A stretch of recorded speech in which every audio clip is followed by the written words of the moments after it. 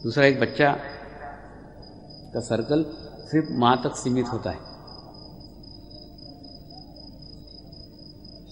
बड़ा होने के बाद में बहन भाई से बढ़ जाता है, फिर पत्नी बच्चे बढ़ जाता है, फिर नाती पोती बढ़ जाता है। तो ये तो एक एक बढ़ता चला जा रहा है, उसमें आप कहाँ रुक रहे हो?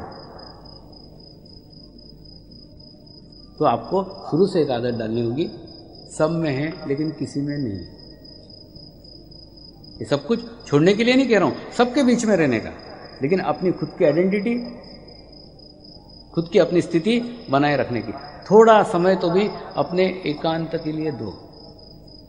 उस समय पत्नी नहीं चाहिए, पति नहीं चाहिए, बच्चे नहीं चाहिए, कुछ नहीं चाहिए। आप एकांत में एक आधा घंटा अकेले बैठो, अपने आत्मा के साथ बैठो। आपको आवश्यकता है आपके आत्मा को समय देने की।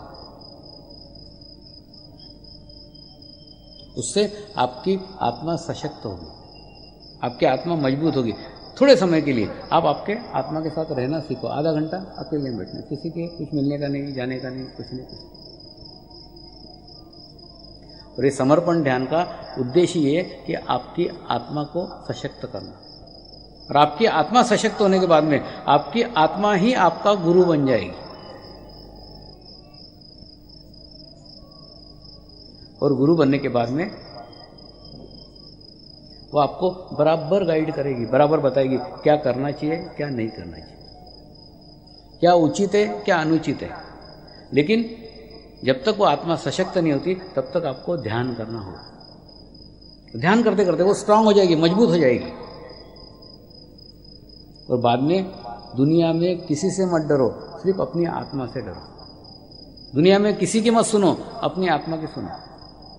क्या रहता है, कभी कभी अपने मित्रों के, अपने रिश्तेदारों के, अपने दोस्तों के दबाव में आके हम कोई गलत कार्य को करते हैं, तो प्रेशराइज करते, नहीं करना ही पड़ेगा, करना ही पड़ेगा, सब करते, तुम भी करो।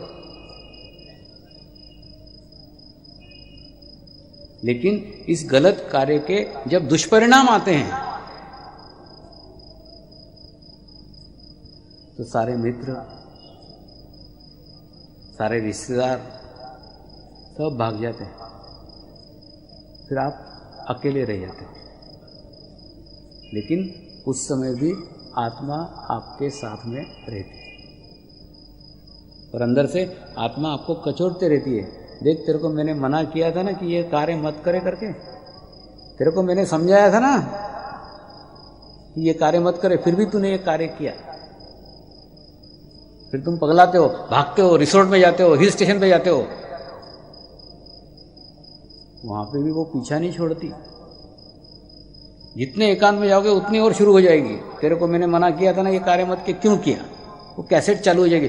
उस दुनिया के किसी भी छोर में चले जाओ, वो कैसेट आपका पीछा नहीं छोड़ेगी। और आप आपकी आत्मा के नजर में ही गिर जाओगे तो दुनिया के नजर में क्या खाक उठोगे। तो अपने अंदर आत्मा के एहसास को महसूस करो, अपने आत्मा को गुरु बनाओ। वो जो बता रही है नहीं करने का तो नहीं करने का, खड़े हो जाओ, बोलो दोस्तों को, मित्रों को, मेरी आत्मा इसको गवारा नहीं करती, मैं नहीं करूंगा। आत्मा परमात्मा का वो स्वरूप है जो आपको अच्छे और बुरे का ज्ञान कराता है। ये लोग गलत गलत काम करते और रात को दारू पीते, वो इसीलिए क्योंकि अंदर से आत्मा उनको कचोटती रहती है। दिन भर तूने किया है, गलत किया है, तो उससे भागने के लिए शराब पीते हैं। तो गलत कार्य मत करो ना कि तुम तुम्हारी नजर में गिर जाओ। इसलिए दुनिया में किसी को मत मानो, किसी का मत सुनो, लेकिन अपनी आत्मा को सुनो और उस आत्मा के साथ पहले रहना सीखो। एक रिश्ता बनाओ, एक संबंध बनाओ। कुछ नहीं, एक आधा घंटा मैं मेरे आत्मा के साथ रहूंगा। तो जैसे आपकी और आत्मा की निकटता बढ़ती चली जाएगी, आत्मा सशक्त होती चली जाएगी, बराबर आपको गाइड करेगी, बराबर आपको मार्गदर्शन करेगी कि क्या करना चाहिए, क्या नहीं करना चाहिए। फिर आपका मार्गदर्शन आपके जीवन में भी उत्कृष्ट रहेगा और दूसरे के जीवन में भी उत्कृष्ट रहेगा। लोग बोलेंगे निर्णय लेना तो उससे लो, वो बताएगा, जो बताएगा वो निर्णय सही। लेकिन अपनी आत्मा को उतना सशक्त करो, उतना स्ट्रांग करो, तभी वो आत्मा आपको मार्गदर्शन करेगी। लेकिन ये सब तब हो सकेगा जब आप अपने भूतकाल को भुला दो, तभी आत्मा तक पहुंच सकते हो, शुद्ध हो सकते हो, पवित्र हो सकते हो।